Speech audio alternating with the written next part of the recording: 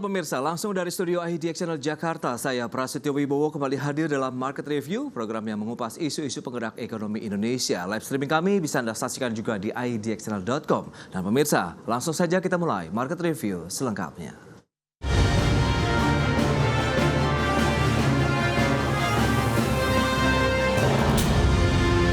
Ya pemirsa, penyelenggaraan Bulan Perlindungan Investor akan kembali gelar di tahun 2024 ini dan kegiatan tersebut bertujuan untuk meningkatkan literasi sekaligus mendorong pemahaman masyarakat investor mengenai mekanisme perlindungan investor di pasar modal.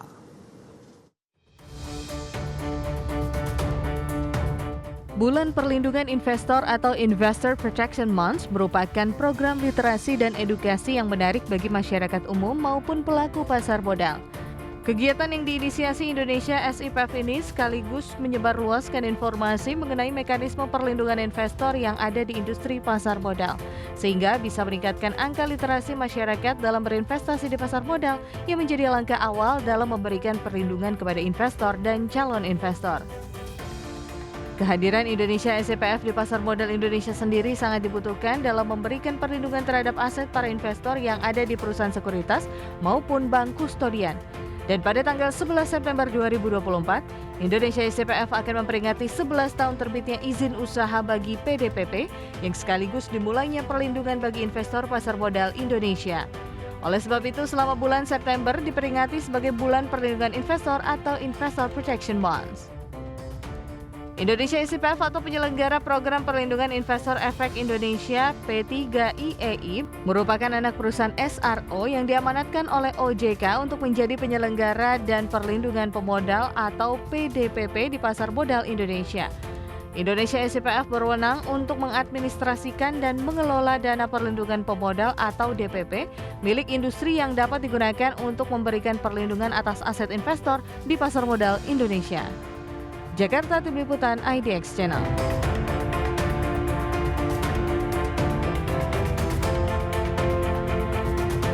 Baik pemirsa, untuk membahas tema menarik kita kali ini terkait dengan Bulan Perlindungan Investor, kita sudah tersambung melalui Zoom bersama dengan Bapak Narotama Arianto, Direktur Utama Indonesia SIPF. Ya, halo, selamat pagi Pak Tama. Halo, selamat pagi. Ya. Salam sehat Pak. Alhamdulillah sehat Mas Bas. Baik, terima kasih juga atas waktu yang disempatkan. Ini menarik kalau kita berbincang terkait dengan Bulan Investor khususnya begitu ya. Ini Bulan Perlindungan Investor. Mungkin bisa dijelaskan terlebih dahulu begitu terkait dengan Bulan Perlindungan Investor sendiri, apa sih yang dimaksudkan begitu? Silakan. Oke, terima kasih Mas Bas. Jadi sebetulnya lebih tepatnya adalah Bulan Perlindungan Investor Pasar Modal Indonesia. Nah, ini adalah kegiatan tahunan yang kita inisiasikan atau Indonesia SIPF inisiasikan bertepatan dengan hari ulang tahun kita. Nah, biasa tiap tahun itu jatuh di medio Agustus sampai September. Kenapa? Karena September itu adalah ulang tahun kita. Nah, ini seperti bentuk-bentuk bulan.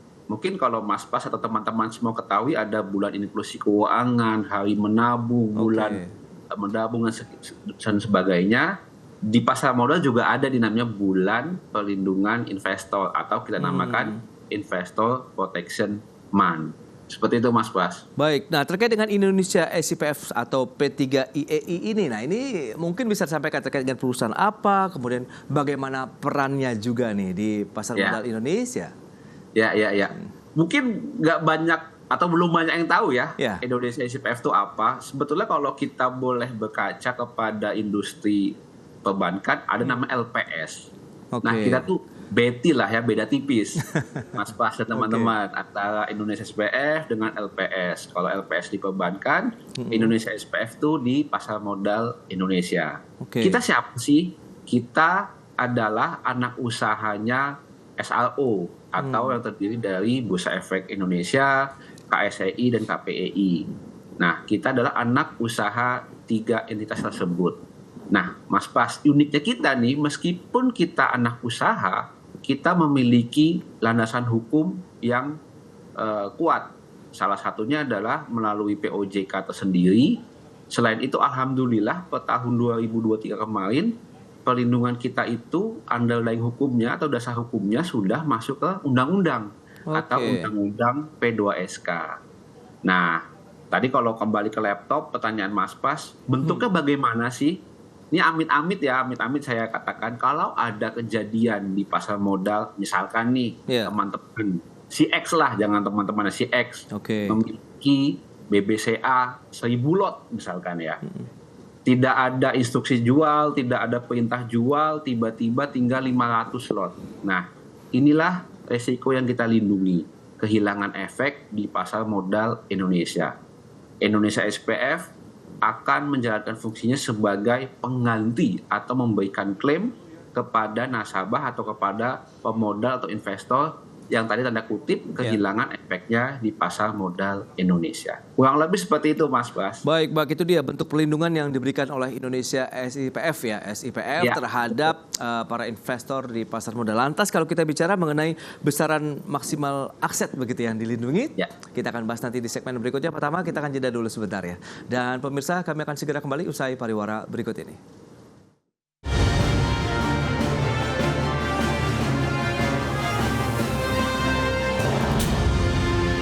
Terima kasih Anda masih bergabung bersama kami dalam Market Review. Pemirsa, berikut ini kami sampaikan data terkait dengan pertumbuhan investor pasar modal per Juli 2024. Ya, selengkapnya bisa Anda saksikan di layar televisi Anda. Kita akan cermati untuk pasar modal sendiri sudah mencapai 13.346.470 investor. Kemudian reksadana 12,5 juta, kemudian saham dan surat berharga lainnya 5,8 juta, SPN sekitar 1,124 juta. Itu dia untuk pertumbuhan investor pasar modal per Juli 2024 ini. Berikutnya, bagaimana dengan komposisi investornya dari pasar modal per Juli 2024? Ada individual 13,3 juta, kemudian corporate 23.635 perusahaan, kemudian ada mutual fund 9 ribuan dan lainnya 5.200-an, kemudian ada pension fund, financial institution, foundation, insurance dan juga securities company. Baik, kita akan lanjutkan kembali perbincangan terkait dengan bulan perlindungan investor bersama dengan Bapak Narotama Arianto, Direktur Utama Indonesia SIPF. Baik Pak Tama, kita akan lanjutkan kembali. Nah, bicara mengenai pertumbuhan investor ini kan luar biasa sekali begitu ya, di pasar modal sudah tembus 13 juta. Nah, Anda melihat bagaimana sih? Tadi sudah disampaikan bentuk-bentuk perlindungannya, kemudian berapa batasan maksimal kalau misalnya Anda katakan ini di perbankan ada LPS, kemudian di pasar modal sendiri berapa sih? Silakan. Ya, saat ini Indonesia SPF memberikan perlindungan dengan batasan maksimal hingga 200 juta per single investor. Per single investor ya Mas Pras ya. Baik. Jadi kalau misalkan di sekuritas, di sekuritas masing-masing adalah 200 juta rupiah. Namun demikian kejadiannya kita batasi per 100 miliar rupiah. Jadi saat ini bertumbuh jumlahnya dibandingkan dengan tahun 2021, di mana sebelumnya itu jumlahnya per single investor itu baru mencapai 1 juta, namun alhamdulillah per tahun ini sudah mencapai 200 juta rupiah per masing-masing investor di masing-masing sekuritas. Oke. Nah, kalau bicara mengenai kejadian saat ini, sejauh mana sih berarti kan ini ada upaya perlindungan, mekanisme perlindungan yang diberikan SIPF begitu ya terhadap investor pasar modal. Nah, lantas literasinya, pemahaman terkait dengan kehadiran Indonesia SIPF sendiri bagaimana sehingga memberikan satu rasa nyaman juga tentunya bagi para investor. Ya. Betul Mas Pras, kita selalu berkoordinasi dengan OJK, dengan Bursa Efek Indonesia, KSI, KPI untuk terus melakukan kegiatan edukasi dan pemahaman kepada seluruh stakeholder kita dari Sabang sampai Merauke. Kita selalu berkoordinasi. Kenapa? Karena bentuk perlindungan utama sebenarnya adalah pengetahuan. Bentuk utama atau inilah edukasi, masyarakat yang teredukasi. Kita adalah, kalau kita boleh dibilang, adalah garda terakhir. Mungkin banyak ya perlindungan-perlindungan di pasar modal, ada Bursa Efek Indonesia dengan berbagai macam infrastruktur dan ketentuannya, termasuk juga dengan OJK. Di ujung, amit-amit kalau kejadian kehilangan juga terjadi, ada Indonesia SPF dengan mekanisme dana perlindungan pemodal. Nah, ini adalah dana yang dimiliki oleh industri, bukan miliknya SIPF, bukan miliknya Bursa Efek, bukan miliknya OJK, tapi milik industri. Jikalau tadi ada kejadian, itu adalah dana yang akan bisa membayarkan kerugian bagi investor yang kehilangan efeknya. Oke. Nah, untuk sisi penggunaan dana cadangannya sendiri mungkin bisa disampaikan ada berapa sih saat ini? Kemudian apakah bisa mengcover apabila tadi kalau amit-amit kejadian begitu ya Pak Tama? Ya. Saat ini kami total mengelola dana itu hampir mencapai 500 miliar Mas Pras totalnya ya. Ini kalau boleh kita cerita sedikit dengan batasan 200 juta per investor tadi kita mampu mengcover rata-rata investor retail. Tadi mungkin Mas Pras sudah sampaikan ya di awal ada sekitar 13 juta investor, itu majority saat ini adalah retail base atau yang secara pengelolaan dananya itu minim. Nah, ini dengan 200 juta rupiah sebelum kita bisa mengatakan kita bisa mengcover majority investor dengan jumlah retail. Seperti itu Mas Pras. Baik. Tapi selama ini belum ada kasus untuk mendapatkan ganti rugi dari DPP, Pak, sejauh ini, Pak? Alhamdulillah kita sepanjang 11 tahun ini belum pernah kejadian yang mengaktifkan dana perlindungan pemodal untuk kita bayarkan.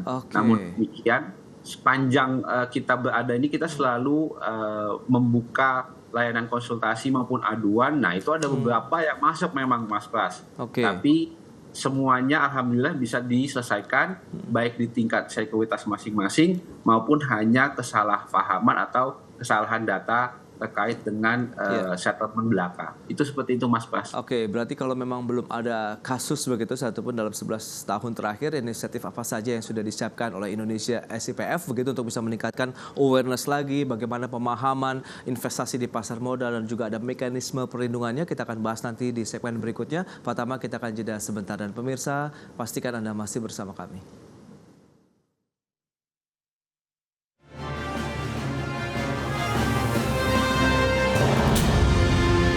Pemirsa, kita akan lanjutkan kembali perbincangan bersama dengan Bapak Narotama Arianto, Direktur Utama Indonesia SIPF. Nah ini Pak Tama, kalau misalnya tadi memang belum ada kejadian, berarti kan kita tetap harus ada langkah-langkah antisipasi, mitigasi, ataupun inisiatif lainnya lah begitu, selama kita menjaga bahwa awareness ini tetap ada begitu di pasar modal Indonesia.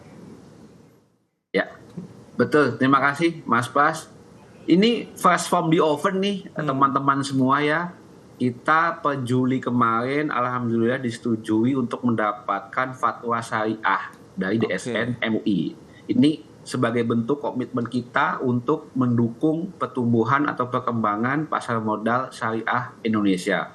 Mungkin banyak ya teman-teman ya yang ingin menempatkan dana di pasar modal tapi dengan lebih bekah, lebih firm terkait dengan syariahnya. Ini salah satu bentuk kita, bentuk pencapaian pasar modal Indonesia juga. Kenapa? Karena dari awal, dari buka rekening, transaksi, disimpan, amit-amit, kalaupun ada kejadian, perlindungannya pun menggunakan mekanisme syariah.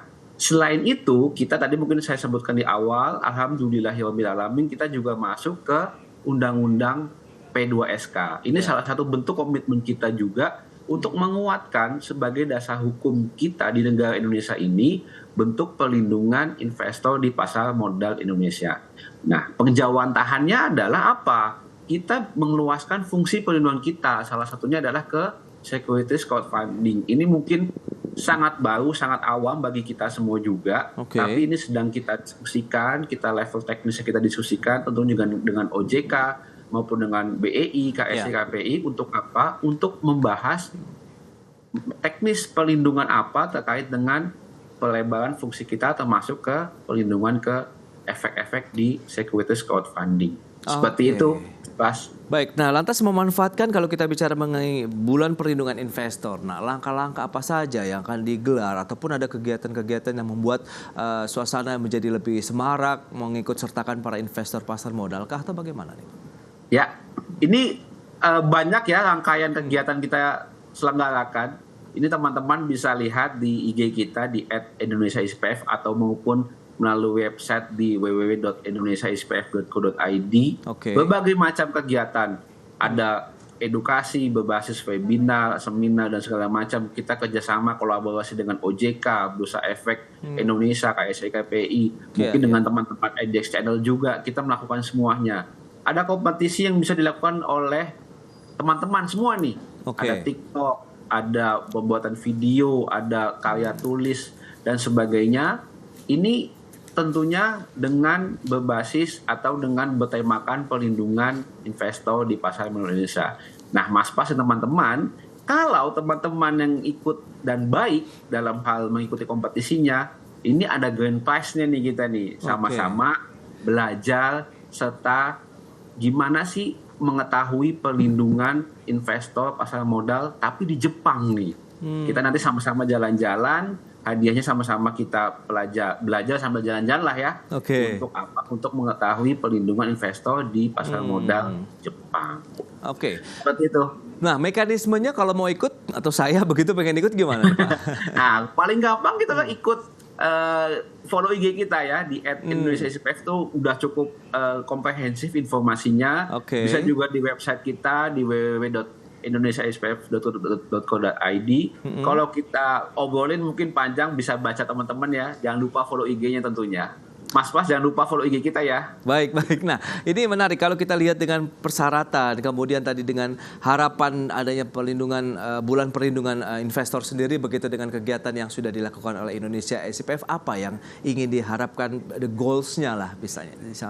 Silakan. Tentu yang pertama kita ingin menciptakan seluas-luasnya rasa aman dan nyaman untuk teman-teman yang sudah menjadi investor maupun yang belum menjadi investor untuk masuk ke pasar modal Indonesia. Nah, apalagi nih kita bungkus dengan alhamdulillahirabbil alamin tadi ya, sudah ada fatwa DSR MUI, sehingga teman-teman jangan ragu lagi nih untuk mulai berinvestasi di pasar modal Indonesia. Aman, nyaman, dan insya Allah berkah dengan mekanisme syariahnya. Seperti itu Mas Pas. Baik, atas bagaimana tips yang mungkin bisa disampaikan dari Indonesia SPF begitu agar kita bisa lebih aman, kemudian nyaman dalam berinvestasi di pasar modal? Ya, kalau kita selalu mengedukasi paling gampang ada 3 dingin ya Mas Pas dan teman-teman ya. Apa itu 3 dingin? Yang pertama uang dingin tentunya. Baik. Gunakan investasi itu jangan uang SPP anak, jangan uang susu anak, apalagi uang dapur lah ya, tapi uang yang disisihkan untuk berinvestasi. Itu dingin yang pertama.